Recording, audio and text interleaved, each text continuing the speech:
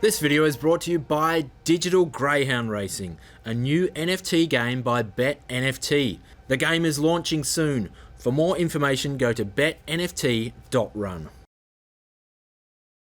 Hello and welcome along to Greyhound Gold for another week. David Short and Brett Honey with you. How do you do, Brett? G'day, Shorty. Going well. Looking forward to another big weekend. And I was out here Saturday night for the Canning Show Cup final. And really good afternoon.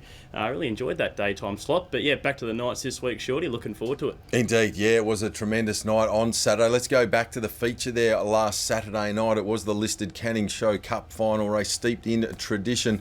From box number 2 here, Rostedov gets away really nicely. Finds its way over to the fence in the early stages. Wimburn Burner and Jimmy's Decision both begin pretty nicely heading into the back section, and Rostedov keeps on rolling. Jimmy's Decision starts to stick on quite nicely. You can see Soda Seville starting to make up some ground as well. Turning for home, it's still Rostedov finding up front. Soda Seville gets out late and charges, but it's Rostedov who's got that nice buffer and goes on to win the feature from Soda Seville. Jimmy's Decision, nice effort there in third, and Major Sacrifice from the awkward draw out in box number 8 over the 600 does well to get into fourth. 969, 23 flat, 34 and 90, one length by 2.5 lengths. Congratulations to Paul Stewart and the connections with Rostedov getting the job done. Relatively recently purchased by the new connections, Brett, and they have got the big fat result they were desiring on Saturday night with the Canning Show trophy now in their possession. Yeah, it's a nice start, isn't it? Obviously awesome there for Paul Stewart, and he had that really nice map Rostedov from the inside. He was able to go on with it. Thought Soda Seville was a really good run as well. I think that dog's going to be winning, so I quite like it over that 600-metre trip, and we'll have to see what the future holds for Soda Seville. But Rostedov, Paul Stewart, feature finals, hardly a surprise. Indeed, it's been reigning winners around here too. You had Blackpool Bolt get in. Yeah, that was over exciting. The weekend. Yes. He's been just going nicely, and it was nice to finally get one over the line, that's for sure. Yeah, and Quick Mick got home, of course. We talked about it from Chase the Dream a couple of years ago. A stack of first-time owners involved with myself and Dave Simonetti on the buses syndicate there, and absolutely having a ball. So he has just had the 4 starts now, 2 wins and a couple of seconds, and the new owner's having a wonderful time in the sport, which is tremendous. Nothing quite like ownership. It's one of the best parts about racing is to be out. We can be involved. We don't have to be superstars like to be at the top. And looking forward to hopefully a few more winners from Quick Mick. Indeed, go Mickey, keep on rolling. And Chris House, what a run he's having. 4 straight there last night at Mandurah, absolutely on fire, the kennel. Let's see if we can't find you a few winners for the weekend of chasing upcoming. I'm going to kick off Friday night down there at Mandurah. We'll have to stay up till late, but it'll be worth waiting for. Race 11, number 8, West on Hazy. It's had the 10 starts over the 405 metres here at Mandurah. 6 wins, 3 placings. Look, to my eye, I just think it pings and wins. It looked put in takeout. Really talented dog. Well placed in this grade. Race 11, number 8, West on Hazy. In the race prior, I thought it was primarily a 2-dog race here. I'm going to stick slightly towards number 2, Bundigi, who has the inside draw. Last 3 runs have all been good, and I would expect that Bundigi's going to be hard to beat. But a clear danger is the dog drawn in box 8, No Limit Needed. Now, these two raced over the 490 a couple of weeks ago, and No Limit Needed beat at home Bundigi, but it took till late in the race to actually pick it up. So over the 405, I don't think there'll be much between them. It's pretty rare that you'd see it here on Greyhound Gold, but the safest way to play it's probably a Quinella bet. Ooh. Race 10, numbers 2 and 8, Bundigi and No Limit Needed. As a Quinella, I lean slightly towards Bundigi. Should be reasonable price, but I think 2 and 8 Quinella is probably the safe way to play it. Brett, Friday night Mandurah, what are you liking? Crafty there, Friday night Shorty. I like that. My best bet, race 9, number 4, Blockchain, has recently returned to the track and went to Cannington. It's been going really well there. Just has found that that last part of the 520 a little bit testing. Hopefully back to Mandurah and over 490 metres. I think this dog does his best work at Mandurah as well. So look, he's found a pretty winnable free-for-all there. Form around Elite Machine and Who Told Spot. I think that's right for this race. I think he'll be getting the cash there. Blockchain, race 9, number 4.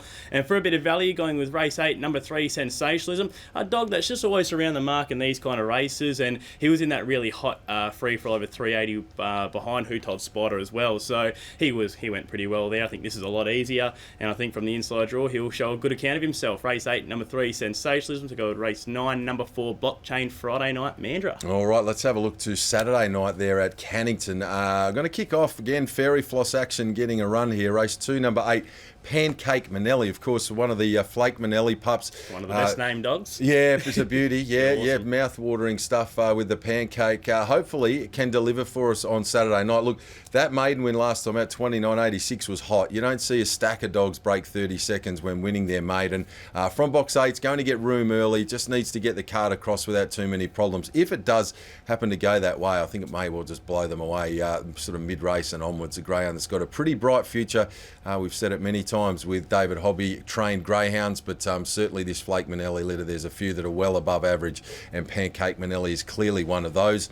Looking for a bit of value, I had to race 5, number 2, Lucy's Villa. Now, Lucy's Villa went round last week over 600, and I liked the run. It was behind Amplified, who we had as one of our star bets of the weekend, who led and really won in fine style. But for a fair portion of the race, Lucy's Villa actually grabbed hold of the tow rope and was sticking within sort of striking range. The last little bit, it sort of gutted out a little bit, but I liked what I saw for most of the run behind a really smart type in Amplified for most of that 600-metre run. Now it drops back to the 500, drawn down near the rails, should be able to get into a prominent position, and at what's likely to be a pretty nice each-way price, I think if it can sit near them down the back, Lucy's Villa could actually play a part in the finish here at a nice price. So I like the map for it, like the way that it sits here, and I liked its 600-metre run last week. So my value play, race 5, number 2, Lucy's Villa, to run a cheeky race at a price. Brett, who are you liking Saturday night? Yeah, another good card there Saturday night. Shorty, race 3, number 3, Hurricane Taylor's my best bet. That was a very good